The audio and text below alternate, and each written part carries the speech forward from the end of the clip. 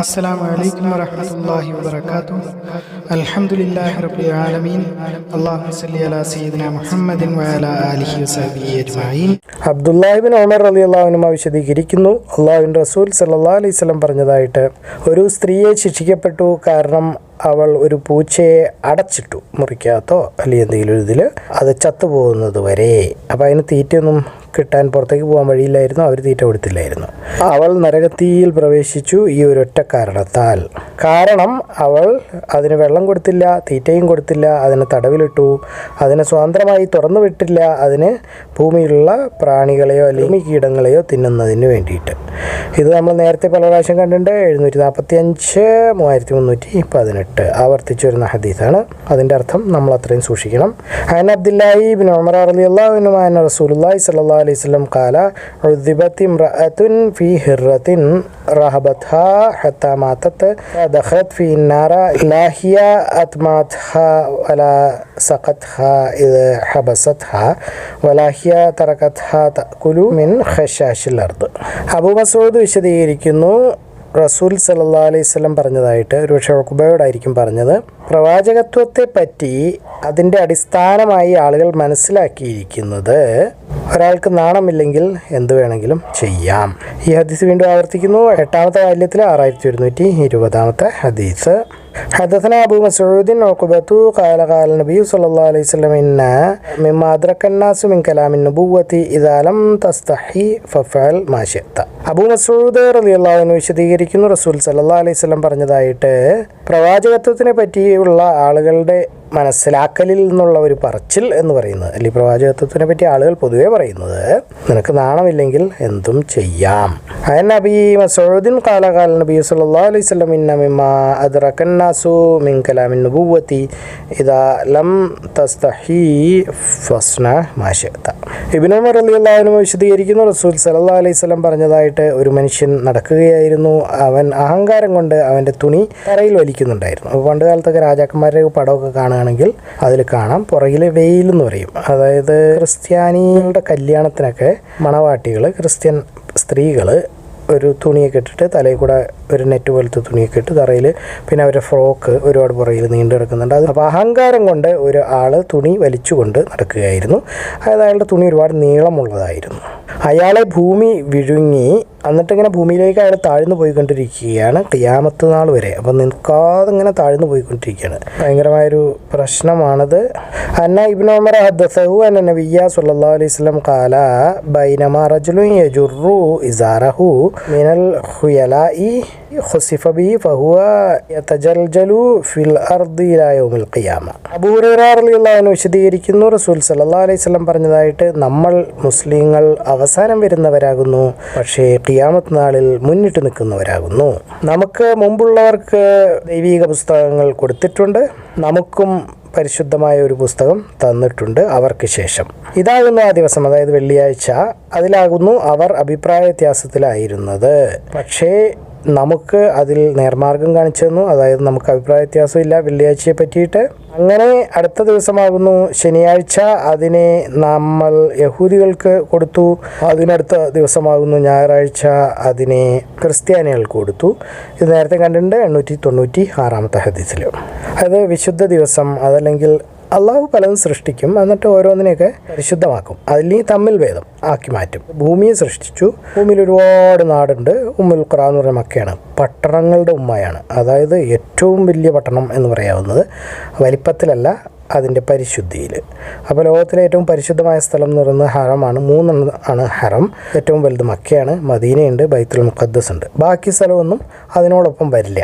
അപ്പോൾ അതുപോലെ പലതും ദിവസങ്ങളുണ്ടാക്കി 7 ദിവസങ്ങൾ, അതിൽ വെള്ളിയാഴ്ചയെ പരിശുദ്ധമാക്കി. മറ്റ് ദിവസങ്ങളെക്കാളും ഭയങ്കര സ്ഥാനമുണ്ട് വെള്ളിയാഴ്ചയ്ക്ക്. വെള്ളിയാഴ്ചയാണ് ആദം അലൈഹി ഇസ്ലാമിനെ സൃഷ്ടിച്ചത്, വെള്ളിയാഴ്ചയാണ് ആദം അലൈഹി ഇസ്ലാമിനെ സ്വർഗ്ഗത്തിൽ പ്രവേശിച്ചത്, വെള്ളിയാഴ്ചയാണ് ആദം അലൈഹി ഇസ്ലാമിനെ സ്വർഗ്ഗത്തിൽ നിന്നും ഭൂമിയിലേക്ക് പുറത്താക്കുകയും ഭൂമിയിലെത്തുകയും ചെയ്തത്, വെള്ളിയാഴ്ചയാണ് അദ്ദേഹം മരിച്ചതെന്ന് പറയുന്നു, വെള്ളിയാഴ്ചയാണ് ലോകം അവസാനിക്കുന്നത്, ഖിയാമത്ത് നാൾ വെള്ളിയാഴ്ചയാണ്. അങ്ങനെ വെള്ളിയാഴ്ചകളുടെ കണക്ക് ഇങ്ങനെ നീണ്ടു കിടക്കുന്നു, ഒരുപാടുണ്ട്. അപ്പോൾ അതായത് പറയാണ് ശരിയായ ദിവസം ഏതാണ്, അല്ലെങ്കിൽ ഈ ദിവസത്തിനെ പറ്റി ആളുകൾ തർക്കത്തിലാണ്. അപ്പോൾ ഒരു വെള്ളിയാഴ്ച ഖുത്ബയിലായിരിക്കും റസൂൽ പറയുന്നത്. അപ്പോൾ ഈ ദിവസത്തിനെ പറ്റി അവർ തർക്കത്തിലാണ്. പക്ഷേ അള്ളാഹു നമുക്ക് നേർമാർഗം കാണിച്ചു. അപ്പോൾ ഈ ദിവസത്തിനെ ആദരിക്കാനും ഈ ദിവസത്തിൽ വലിയ പ്രാർത്ഥന നടത്താനും ജുമാ നടത്താനൊക്കെ നമുക്ക് സാധിക്കുന്നു. മറ്റുള്ളവർക്ക് അതുകൊണ്ട് ശനിയാഴ്ച കൊടുത്തു, വേറെ ഉള്ളവർക്ക് ഞായറാഴ്ച കൊടുത്തു എന്നൊക്കെ വിശദീകരിക്കുന്നു. നബി ഹുറൈറ റളിയല്ലാഹു അൻഹു അൻ നബി സല്ലല്ലാഹു അലൈഹി വസല്ലം ഖാല നഹ്നു അൽ ആഖിറൂന അസ്സാബിഖൂന യൗമൽ ഖിയാമ ഇദാ കുല്ലു ഉമ്മത്തിൻ ഊതുൽ കിതാബ മിൻ ഖബ്ലിനാ വ ഊതീനാ മിൻ ബഅദിഹിം ഫഹാദൽ യൗമുൽ ലദീ ഇഖ്തലഫു ഫീഹി ഫഗദൻ ലിൽ യഹൂദ് വ ബഅദൻ ലിൻ നസാറ. കുളിക്കുന്നതിനെ പറ്റി നിർബന്ധമായ ഒരു കാര്യമാണ് പറയുന്നത്. എല്ലാ മുസ്ലിമിനും വെള്ളിയാഴ്ച കുളിക്കുക എന്നുള്ളത് നിർബന്ധമാകുന്നു. ബാക്കി ദിവസങ്ങളിൽ കുളിച്ചില്ലെങ്കിലും കുഴപ്പമില്ല, അശുദ്ധി ഇല്ലെങ്കിൽ. അശുദ്ധി ഉണ്ടെങ്കിൽ കുളിക്കുക, കാരണം 5 നേരം നിസ്കരിക്കാനുള്ളതാണ്. അതുകൊണ്ട് അശുദ്ധി ഇല്ലാതെ വരുന്ന ആളുകൾക്ക് വെള്ളിയാഴ്ച നിർബന്ധമായും കുളിച്ചിരിക്കണം. ബാക്കി ദിവസം കുളിക്കാനുള്ള നിർബന്ധമല്ല, സുന്നത്തേ ഉള്ളൂ. ഇത് രണ്ടാമത്തെ വാല്യത്തിൽ 897 നമ്മൾ കണ്ടതാണ്. അലാ കുല്ലി മുസ്ലിമിൻ ഫീ കുല്ലി സബഅത്തി അയ്യാമിൻ യൗമുൻ യഗ്സിലു റഅസഹു വ ജസദഹു. സഈദ് ബിൻ അൽ മുസയ്യിബ് വിശദീകരിക്കുന്നു, മുആവിയ ബിൻ അബൂ സുഫിയാൻ അൽ മദീനയിലേക്ക് അവസാനമായി വന്നപ്പോൾ, പല പ്രാവശ്യം വന്നിട്ടുണ്ട്, ലാസ്റ്റ് വന്നപ്പോഴാണ് അദ്ദേഹം ഒരു ഖുതുബ നടത്തി. അതായത് ഞങ്ങൾക്ക് മുമ്പിൽ മതപ്രസംഗം നടത്തി. ഖുതുബ, ഖതീബ്, സ്പീക്കർ, പ്രാസംഗികൻ എന്നൊക്കെയാണ് പ്രസംഗം. അദ്ദേഹം ഒരു കെട്ട് മുടി പുറത്തേക്കെടുത്തു. ഞാൻ ഒരിക്കലും വിചാരിച്ചില്ല യഹൂദന്മാരല്ലാതെ ആരെങ്കിലും ഇങ്ങനെ ഒരു പണി ചെയ്യുമെന്ന്. അതായത് കുടുമ, ബണ്ണ് വെച്ച് കെട്ടുക, അല്ലെങ്കിൽ നീണ്ട വാർമുടി വെച്ച് കെട്ടി സ്ത്രീകൾ മുടിയുടെ നീളം കൂട്ടുന്നതിനെയാണ് ഉദ്ദേശിക്കുന്നത്.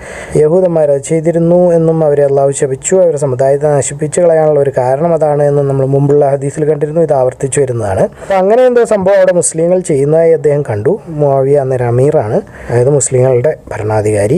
മദീനയിൽ വന്നപ്പോൾ അദ്ദേഹം പറയുകയാണ്, ഞാൻ ഒരിക്കലും വിചാരിച്ചില്ല യഹൂദന്മാരല്ലാതെ ആരെങ്കിലും ഇങ്ങനെയുള്ള പണി ചെയ്യുമെന്ന്, അതായത് തെറ്റായ മുടി അല്ലെങ്കിൽ കള്ളമുടി ഉപയോഗിക്കുമെന്ന്. റസൂൽ സല്ലല്ലാഹു അലൈഹി വസല്ലം ഇങ്ങനെയാണ് പേരിട്ടത് ഇത്തരം പരിപാടിക്ക്, അസൂർ, അതായത് കളവ് എന്നാണ് അതിൻ്റെ പേരിട്ടിരിക്കുന്നത് തന്നെ. അതിൻ്റെ അർത്ഥം എന്ന് പറഞ്ഞാൽ കള്ളമുടി. അതായത് നമുക്കില്ലാത്ത മുടി വെച്ച് കെട്ടി, അല്ലെങ്കിൽ വിഗ് വയ്ക്കുക, അല്ലെങ്കിൽ സ്ത്രീകൾ ബണ്ണ് വെച്ച് കെട്ടുക, അതിൽ പൊലിമയ്ക്കൊക്കെ വേണ്ടിയിട്ട് സ്ത്രീകളൊക്കെ ഡാൻസിനൊക്കെ വെച്ച് കെട്ടാറുണ്ട്. പൊതുവേ എല്ലാവരും, എല്ലാ മതക്കാരെയാണ് ഉദ്ദേശിക്കുന്നത്, മുസ്ലിമിനെ മാത്രമല്ല. അതുപോലെ കല്യാണത്തിനൊക്കെ വരുമ്പോൾ മുടി കൂടുതൽ കാണിക്കാൻ വാർമുടി വെച്ച് കെട്ടാറുണ്ട്. ചിലർക്ക് ഒരുപാട് മുടി കുറവുള്ളവർ നാണം കൊണ്ട് സ്ഥിരമായി മുടി വെച്ച് കെട്ടാറുണ്ട്, അല്ലെങ്കിൽ ബണ്ണ് വെച്ച് കെട്ടാറുണ്ട്. ഇതൊക്കെ തെറ്റാണ്. ആണുങ്ങൾ കഷണ്ടിക്ക് വിഗ് വയ്ക്കാറുണ്ട്.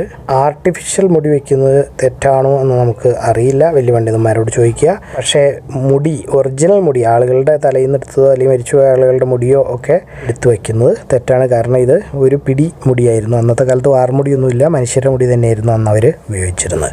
അപ്പോൾ അത് തെറ്റാണ്, കളവാണത്. അപ്പോൾ തലയിൽ നെയ്ത് വയ്ക്കുകയൊക്കെ ചെയ്യുന്ന പരിപാടിയുണ്ട്, അത് ഒറിജിനൽ മുടിയൊക്കെ ആണെങ്കിൽ തെറ്റായി വരും. സമയത്തു സഈദ ഇബ്ൻ അൽ മുസയ്യിബി ഖാല ഖദിമ മുആവിയത്തു ഇബ്ൻ അബൂ സുഫിയാൻ അൽ മദീനത ആഖിറ ഖദ്മത്തിൻ ഖദിമഹ ഫഖതബനാ ഫഅഖ്റജ കുബ്ബതൻ മിൻ ശഅരിൻ ഫഖാല മാ കുൻതു ഉറാ അന്ന അഹദൻ യഫഅലു ഹാദാ ഗൈറൽ യഹൂദ് ഇന്ന നബിയ്യ സ്വല്ലല്ലാഹു അലൈഹി വസല്ലം സമ്മാഹു സൂർ യാനി അൽ വിസ്വാല ഫിശ്ശഅർ. 60ാമത്തെ കിതാബായിരുന്നു നമ്മൾ കണ്ടത്. അതിമനോഹരമായ കിതാബ് പ്രവാചകന്മാരുടെ ചരിത്രം. അപ്പോൾ അതിൽ കൂടെ നമ്മൾ കുറച്ച് പ്രവാചകന്മാരുടെ ജീവചരിത്രം കണ്ടു, ജിന്നുകളെ പറ്റി പഠിച്ചു, മലക്കുകളെ പറ്റി പഠിച്ചു, അതുപോലെ പരലോകം, മരണം, പല കാര്യങ്ങളെ പറ്റിയും പഠിച്ചു. ഈ പഠിച്ചതൊക്കെ നമുക്കൊന്ന് ഓടിച്ച് നോക്കാം. പ്രവാചകന്മാരുടെ ചരിത്രം, 60ാമത്തെ കിതാബ് ഹദീസുൽ അംബിയ. ആദം അലൈഹി ഇസ്ലാമിൻ്റെ സൃഷ്ടിപ്പിനെ പറ്റി പറഞ്ഞു. മണ്ണിൽ നിന്നാണ് സൃഷ്ടിച്ചത്. അതിന് നമ്മൾ വിശദീകരണം ഖുർആനിലുള്ള വാക്കുകളൊക്കെ കണ്ടിരുന്നു. ത്വീൻ, മണ്ണ്, ത്വീനിൽ ലാസിബ്, കയ്യിലൊട്ടുന്ന മണ്ണ്, അതായത് വെള്ളം ചേർത്ത് കുഴച്ചു കളിമൺ പാത്രങ്ങളൊക്കെ ഉണ്ടാക്കുന്നത് പോലെ. ഹമഇൻ മസ്നൂൻ, കറുത്ത മണ്ണ്, ഒരു ചെറിയ മണമൊക്കെ ഉള്ളത്, അതായത് ഉണങ്ങാൻ വെച്ചിരിക്കുകയാണ്. അപ്പോൾ ഇരുന്ന് ഇങ്ങനെ കറുത്ത് വാടിയ പോലെയൊക്കെ ആയിട്ട് ഇരിക്കുന്നു. അത് കഴിഞ്ഞ് ഉണങ്ങുമ്പോൾ സ്വൽസാലിൻ കൽ ഫഖാർ, മൺപാത്രങ്ങളെ പോലെ മുട്ടിയാൽ മണിയടിക്കുന്ന അല്ലെങ്കിൽ ഒച്ച കേൾക്കുന്ന ഇതായി മാറി. അപ്പോൾ അതായത് മനുഷ്യൻ എന്ന് പറയുന്നത് പൊള്ളയായിരുന്നു, ഉള്ളിലൊന്നും ഉണ്ടായിരുന്നില്ല. വയൽ മുട്ടുമ്പോൾ ടും ടും എന്നുള്ളൊരു പ്രത്യേകതരം ശബ്ദം കേൾക്കുന്നു. ഇങ്ങനെ ഒരുപാട് വാക്കുകളാണ് ഖുർആനിൽ ഉപയോഗിച്ചിരിക്കുന്നത്. അപ്പോൾ ആദം അലൈഹി ഇസ്ലാമിൻ്റെ സൃഷ്ടിപ്പ് കണ്ടു, അദ്ദേഹത്തിന് മക്കളുണ്ടായത് കണ്ടു, ഇരട്ട പ്രസവമായിരുന്നു എന്ന് കണ്ടു. അപ്പോൾ അത് കാരണം കല്യാണം കഴിക്കാൻ വേറെ ആരുമില്ല ഭൂമിയിൽ, അവർ മാത്രമേ ഉള്ളൂ. അപ്പോൾ മനുഷ്യർ എന്ന് പറയുന്നത് തുടങ്ങുന്നേ ഉള്ളൂ. ആ സമയത്ത് അവർക്ക് ഒരു 1ാമത്തെ പ്രസവത്തിലുള്ള ആണും 2ാമത്തെ പ്രസവത്തിലുള്ള പെണ്ണും തമ്മിലായിരുന്നു കല്യാണം കഴിക്കേണ്ടത്. ആദ്യത്തെ പ്രസവത്തിലുള്ള ആണും പെണ്ണും കല്യാണം കഴിക്കാൻ പാടില്ലായിരുന്നു. എല്ലാം ആണും പെണ്ണും ഇരട്ടയായിട്ടാണ് പ്രസവിച്ചത് എന്ന് പറയുന്നു. അവരുടെ ഇടയിലുള്ള ചെറിയ സൗന്ദര്യ പ്രശ്നമോ അതല്ലെങ്കിൽ ഒരു ആണിനോടൊപ്പം ജനിച്ച ഈ ഹാബീലിൻ്റെയും കാബീലിൻ്റെയൊക്കെ കഥയിൽ കൂടെ ജനിച്ച സ്ത്രീ എന്ന് പറയുന്ന സഹോദരി ഭയങ്കര സുന്ദരിയായിരുന്നു. അപ്പോൾ ആൾക്ക് അവളെ വിട്ടുകൊടുക്കാൻ റെഡിയല്ലായിരുന്നു മറ്റേ ചേട്ടനോ അല്ലെങ്കിൽ അനിയനോ കല്യാണം കഴിക്കാൻ വേണ്ടിയിട്ട്. അങ്ങനെയാണ് ഈ പ്രശ്നം ഉണ്ടാകുന്നതും അവർ ഒരാളെ കൊല്ലുന്നതും. അപ്പോൾ നിയമം തെറ്റിച്ച മനുഷ്യനാണ് കൊന്നത്. നിയമം അനുസരിച്ച്, അതായത് ആദം അലൈഹി ഇസ്ലാം പറയുന്നതനുസരിച്ച്, അന്നത്തെ നിയമം എന്ന് പറയുന്നത് ആദം അലൈഹി ഇസ്ലാം പറയുന്നതാണ്, അതനുസരിച്ച് കല്യാണം കഴിക്കാൻ അല്ലെങ്കിൽ ജീവിക്കാൻ ശ്രമിച്ച മനുഷ്യനെ, സ്വന്തം സഹോദരനെ അയാൾ കൊന്നു. എന്നിട്ട് അയാളുടെ കൂടെ ജനിച്ച സഹോദരിയുമായി കല്യാണം കഴിച്ച് വേറെ ദൂര രാജ്യത്തേക്ക് മാറി താമസിക്കുന്നു. അവിടെ ഒരു വംശപരമ്പര ഉണ്ടാകുന്നു. അവർ ഇച്ചിരി മോശം ആൾക്കാരാണ്. അവരെ ഇബ്ലീസ് എളുപ്പത്തിൽ പിടിക്കുന്നു. കാരണം ആദം അലൈഹി ഇസ്ലാമിൻ്റെയോ അല്ലെങ്കിൽ പ്രവാചകൻ്റെയോ വഴികാട്ടലുകളോ നേർമാർഗ ദർശനങ്ങളോ ഇല്ലാത്തതുകൊണ്ട് അവർ എളുപ്പത്തിൽ ഇബ്ലീസ് പിടിക്കുന്നു. അവിടെ പാട്ട്, കൂത്ത്, ഡാൻസ് ഇങ്ങനെയുള്ള പരിപാടികളെല്ലാം പലതരം മ്യൂസിക്കൽ ഇൻസ്ട്രുമെൻറ്റ്സ്, അതായത് സംഗീത വാദ്യ ഉപകരണങ്ങളൊക്കെ ഇബ്ലീസ് കണ്ടുപിടിച്ചു കൊടുക്കുന്നവർക്ക്. അങ്ങനെ അവർ ഒരല്പം വഴിതെറ്റിയ രീതിയിൽ, പക്ഷേ ശിർക്കൊന്നുമില്ല, അടിച്ചു പൊളിച്ചും തെറ്റ് ചെയ്തും ഒക്കെ ജീവിക്കുന്നു. ഇവർ മലമുകളിൽ ആദം അലൈഹി ഇസ്ലാമിൻ്റെ നിയന്ത്രണത്തിൽ നല്ലവരായി ജീവിക്കുന്നു. പിന്നീട് ഇവർ തമ്മിൽ കണ്ടുമുട്ടുന്നു, ഇവർ തമ്മിൽ തെറ്റുകൾ ചെയ്യുന്നു, പാപങ്ങൾ ചെയ്യുന്നു. അങ്ങനെയൊക്കെയാണ് അവരുടെ കഥ തുടരുന്നത്. ആത്മാവ് എന്ന് പറയുന്നത് ഒരു കൂട്ടം, അതായത് പട്ടാളങ്ങളെ പോലെയൊക്കെയാണ്. അവരിൽ കുറേ പേര് അങ്ങോട്ടും ഇങ്ങോട്ടും ഇഷ്ടം ഉള്ളവരുണ്ടാവും, അവർക്ക് അങ്ങോട്ടും ഇഷ്ടമല്ലാത്തവരുണ്ടാവും. വലിയൊരു കൂട്ടം പട്ടാളം എന്നൊക്കെ പറഞ്ഞാൽ എളുപ്പത്തിൽ മനസ്സിലാവാൻ ഒരു സ്കൂളോ അല്ലെങ്കിൽ മദ്രസയോ എടുക്കുക. അവിടെ ഒരു 4-5 പിള്ളേർ കൂട്ടുകാരുണ്ടാവും, അപ്പുറത്ത് വേറെ 4-5 പിള്ളേർ കൂട്ടുകാരുണ്ടാവും. അവരും തമ്മിൽ ചേരൂല, അതിനാണ് ഉദ്ദേശിക്കുന്നത്. അപ്പോൾ ആയിഷ റളിയല്ലാഹു അൻഹ അതിനെപ്പറ്റി വിശദമായിട്ട് പറയുന്നുണ്ട്. ആലമുൽ അർവാഹ്, ആത്മാക്കളുടെ ലോകത്തിൽ ഇവർ കൂട്ടുകാരായിരുന്നു. അതുപോലെ അവർ കാണാത്തവരായിരുന്നു, അല്ലെങ്കിൽ അവർ അങ്ങോട്ടും ഇങ്ങോട്ടും ഇഷ്ടമല്ലാത്തവരായിരുന്നു. അത് തന്നെയാണ് ഈ ഭൂമിയിലും സംഭവിക്കുന്നത്. ഇവിടെയുള്ള കൂട്ടുകാരെന്ന് പറയുന്നത് അവിടെയും കൂട്ടുകാർ തന്നെയായിരുന്നു.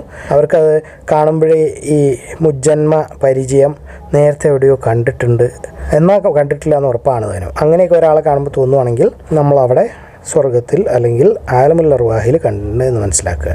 അല്ലാഹു തആലയുടെ വചനം, നാം നൂഹിനെ അയച്ചു അവൻ്റെ ആളുകളിലേക്ക്. സൂറത്ത് നൂഹിൽ നൂഹ് അലൈഹി ഇസ്ലാമിൻ്റെ പ്രബോധനം, പ്രവാചകത്വവും അതിനുശേഷമുള്ള ജീവിതവും പൂർണ്ണമായി വിശദീകരിച്ചിട്ടുണ്ട്. ആളുകളെ വിളിക്കുന്നു, പരസ്യമായി വിളിക്കുന്നു, രഹസ്യമായി വിളിക്കുന്നു, കൂട്ടമായി വിളിക്കുന്നു, ഒറ്റയ്ക്കൊറ്റയ്ക്ക് വിളിക്കുന്നു, രാത്രി വിളിക്കുന്നു, പകൽ വിളിക്കുന്നു, പരസ്യ പ്രസംഗങ്ങൾ, രഹസ്യ പ്രബോധനങ്ങൾ. അങ്ങനെ അദ്ദേഹം ഒരുവിധ എല്ലാ രീതികളും അവലംബിച്ചു. മതപ്രബോധനത്തിന് നാം എല്ലാവരും അതുപോലെ എല്ലാ മാർഗവും ഉപയോഗിക്കേണ്ടതാണ്. നമ്മളുടെ സഹോദരങ്ങളെ സത്യം എത്തിച്ചു കൊടുക്കുന്നതിന് വേണ്ടി. അവർ വരുമോ ഇല്ലയോ എന്നുള്ളത് അവരുടെ ഇഷ്ടം, വിളിക്കുക എന്നുള്ളത് നമ്മുടെ ഉത്തരവാദിത്തത്തിൽപ്പെട്ടതാണ്.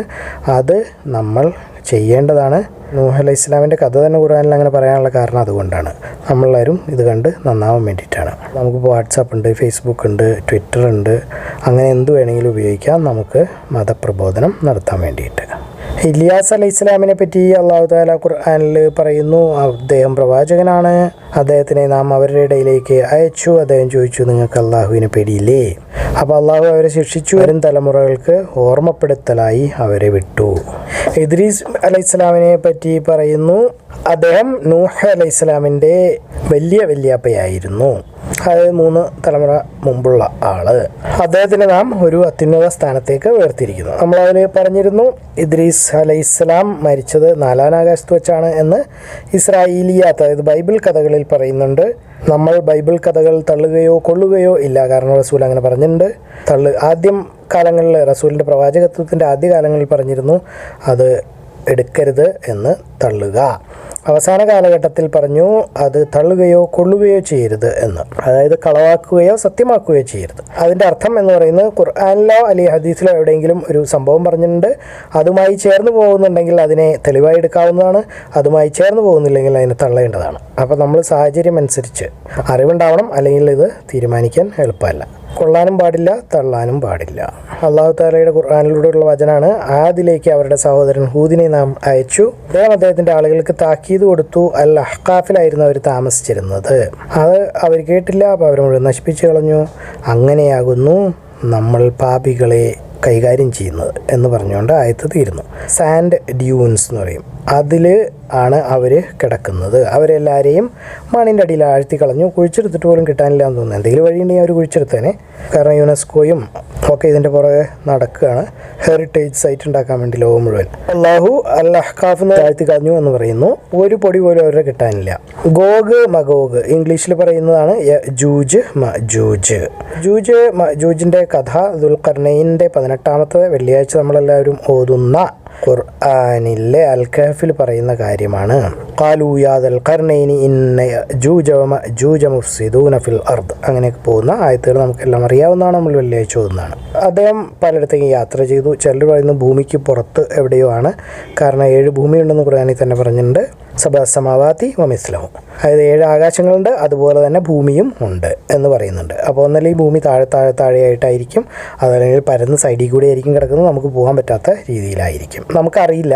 അല്ലെങ്കിൽ വേറെ ദൂരെ എവിടെയെങ്കിലും ആയിരിക്കും. കാരണം ദുൽഖർനൈൻ്റെ കഥകളിലൊക്കെ പറയുന്നത്, അല്ലെങ്കിൽ ഹില്ലർ അലൈഹി ഇസ്ലാമിൻ്റെ കഥകളിലൊക്കെ പറയുന്നത് അവർ സമകാലീനരായിരുന്നു എന്ന് പറയുന്നു. കഥകളാണ്, അല്ലാതെ തെളിവുള്ള കാര്യങ്ങളല്ല. അതിൽ അവർ യാത്ര ചെയ്തു. 30 ദിവസം ഇരട്ടിലൂടെ യാത്ര ചെയ്തപ്പോഴാണ് വേറൊരു സ്ഥലത്ത് എത്തിയത് എന്നവർ പറയുന്നുണ്ട്. അതുപോലെ ഹില്ലർ അലൈഹി ഇസ്ലാമിൻ്റെ കഥയും അൽ-കഹ്ഫിലുണ്ട്. അതിലും അദ്ദേഹം മീനിനായിട്ട് പോകുന്നു, മൂസ അലൈഹി ഇസ്ലാമിനെ കാണുന്നു, എന്നിട്ട് മീൻ വെള്ളത്തിലേക്ക് ഓടിപ്പോകുന്നു, ചത്ത മീനാണ്. എന്നിട്ട് ആ വെള്ളത്തിലൊരു തുരങ്കം പോലെ ഉണ്ടാകുന്നു. അപ്പോൾ ആ തുരങ്കത്തിലൂടെ ഇവർ പോകുന്നുണ്ട്. അതിനെപ്പറ്റി ഖുർആനിൽ വിശദീകരിക്കുന്നില്ല, പക്ഷേ കഥയായിട്ട്. അപ്പോൾ അതായത് അവർ വെള്ളത്തിൻ്റെ അടിയിലേക്ക് വേറെ ഏതോ ഒരു ലോകത്തിലേക്ക് പോകുമ്പോഴാണ് അവിടെ ഒരു കപ്പലുടമസ്ഥനെ കാണുന്നത്. കപ്പലിൽ ഒരു സ്ഥലത്ത് വേറെ സ്ഥലത്തേക്ക് യാത്ര ചെയ്യുന്നത്. വേറെ ഒരു സ്ഥലത്ത് ചെല്ലുമ്പോൾ കുറച്ച് കുട്ടികൾ കളിക്കുന്നു, അതിലൊരു കുട്ടിയുടെ തല പറിച്ച് കൊന്നു കളയുന്നു. പിന്നെ ഒരു സ്ഥലത്ത് ചെല്ലുമ്പോൾ ഒരു മതിൽ പൊളിഞ്ഞ് വീഴാൻ കിടക്കുന്നു, ആ മതിൽ നന്നായി കൊടുക്കുന്നു.